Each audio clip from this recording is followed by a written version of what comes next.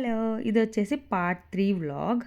And part 1, 2 చూడకపోతే వెళ్లి చూడండి. దానివల్ల మీకు కంటిన్యూటీ అనేది వస్తుంది. ఆఫ్టర్‌నూన్ అనేది లంచ్ అయిపోయాక ఒక న్యాప్ తీసుకున్నాం గదా! మళ్ళీ లేచి రెడీ అయ్యి దగ్గరలో ఇంకొక బీచ్ అనేది ఉంది. దానికి వెళ్దామని చెప్పేసి స్టార్ట్ అయ్యాము. సో, ఇదొచ్చేసి గోకర్ణ మెయిన్ బీచ్. చూడండి బ్యాక్ సైడ్ ఎంత డస్ట్ ఎలా ఉందో, ట్రాష్ ఎలా ఏసి పెట్టారో అసలు. మాకైతే అది అసలు బీచ్ లాగే అనిపించలేదు. వెళ్ళబుద్ధి కూడా కాలేదు లోపలికి. అండ్ నవీన్ వచ్చేసి ఇంకొక బీచ్ అనేది చూసారు. దగ్గరలో ఒక 2 కిలోమీటర్స్‌లో ఇంకొక బీచ్ అనేది ఉంది. సో, ఆ బీచ్‌కి అనేది వచ్చాము మేము. సో, ఇది కొంచెం పర్లేదు నీట్‌గానే ఉంది compare to that Gokarna main beach. ఎందుకు ఆఫ్ సీజన్‌లో అంత గలీజ్ చేస్తారో అర్థమే కాదు. బీచ్ అన్నాక బీచ్ లాగా ఉంచరు.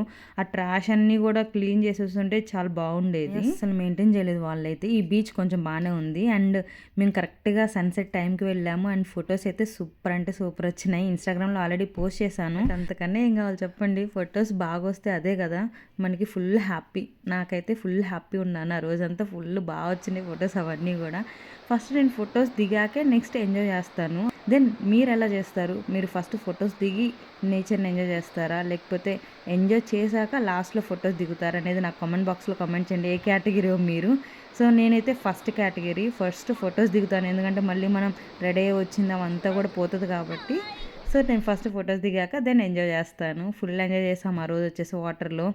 అండ్ వెదర్ కూడా చాలా బాగుంది అసలు. ఫుల్లు క్లౌడీగా ఉంటుంది. అప్పుడప్పుడు వర్షం పడుతుంది లైట్‌గా డ్రిజిలింగ్ అలా అయ్యి.